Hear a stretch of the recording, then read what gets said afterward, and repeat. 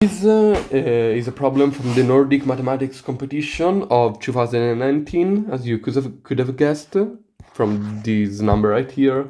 I advise you to solve it by yourself and then look at the solution, and I hope you enjoy the video.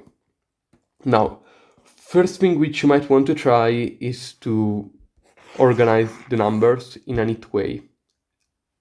Then you can try to write the arithmetic mean generally as follows: a summatory from I equals 1 to k, or divided by k. This tells us that the arithmetic mean has k elements, of a, e, I.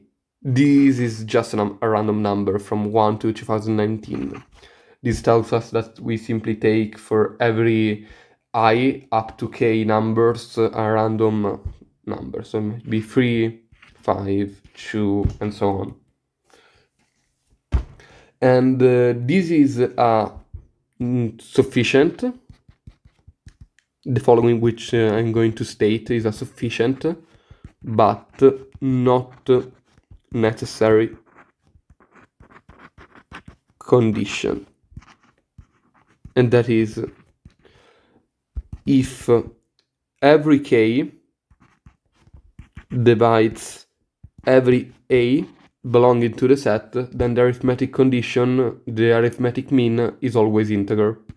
This is sufficient, but not necessary, because, for example, you could also have to be k equals to 2, and every term in here is odd, for example, congruent to 1 mod 2, and k doesn't divide the odd numbers, but it still divides its sum. So this is not required, but we can say that it is to make our lives easier.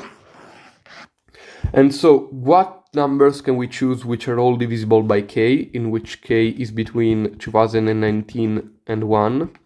2019 factorial. And by doing the same reasoning with the square root, for example, here k is the index of the square root, we can get that, well, a to the something might help if k divides e for every possible k and every possible e, we are done. And so we can try to have 2019 factorial to the 2019 factorial.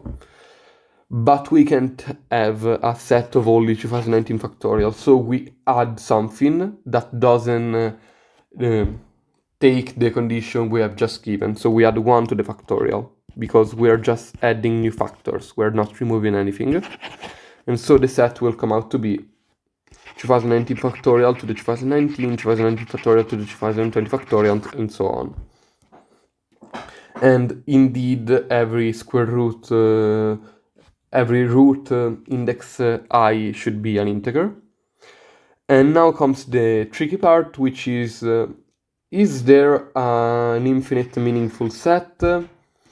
This is kind of harder, but it only requires one key insight, and that is, let n be a natural number. Because the set has more than n, which n is the total number of classes modulo n minus 2 plus 1 elements. I'm simply doing a pigeonhole here. For example, this is 1, 2, and so on until n. This is all the classes modulo n. And if I take n minus 2 times n elements plus 1, then at least one of these boxes must have more than n minus 2 elements in it. And so because the set has more than this number of elements, indeed it has an infinite number of elements, then there exists at least a class modulo n which has n minus 1 numbers. Now, suppose that those n minus 1 numbers are congruent to R. Wait, I've written it badly. Those n minus 1 numbers are each congruent to R modulo n. And suppose that there exists another number which has a different modulo n, for example L. Then the arithmetic mean must be an integer, because then the set wouldn't be meaningful. And so we must have that n minus 1, which is the number of elements which are congruent to R mod n, plus L, which is only 1, is congruent to 0. If not, it wouldn't be an integer, mod n. I am simply doing the arithmetic mean with n numbers. Then this cancel out, and we have that minus R is congruent to minus L plus mod n. And this is absurd because we have assumed that L was a different class modulo n. This means that every number inside the set has the same class modulo n. So if we take A2, for example, then A2, when it is divided by, for example, 6, has the same congruence. For example, let's say it has 2, then also A3 is congruent to 2 mod 6. Every AN will be congruent to 2 mod 6.